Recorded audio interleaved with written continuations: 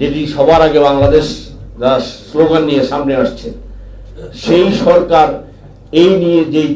চিঠি চালাচালি করছে তাতে আমাদের হতাশ হওয়ার জায়গাটা খুব পরিষ্কার হচ্ছে। আমরা বলেছিলাম জবাবদিহিতার প্রশ্ন, আমরা বলেছিলাম প্রশ্ন করার ক্ষমতা যেন জনগণের থাকে, আমরা বলেছিলাম স্বচ্ছতা এবং জবাবদিহিতার ভিত্তিতে রাষ্ট্রের কর্তৃপক্ষ তার সব কাজগুলো করবে।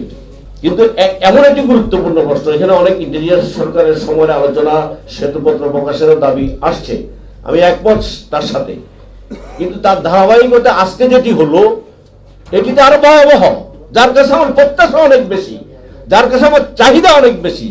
যার আজকের ক্ষমতায়ন আমার রক্তের উপরে দাঁড়িয়ে, সেই সরকারের পক্ষ থেকে যদি এই আচরণ করা হয় বা এই বিষয়ে দৃষ্টিভঙ্গি পোষণ করা হয়, খোলামেলা কোনো আলোচনার কোনো জায়গা নেই, অংশীজনের সাথে কথা বলার কোনো সুযোগ নেই, এমন একটি সিদ্ধান্ত চাপিয়ে দেওয়ার একটি চেষ্টা করছি।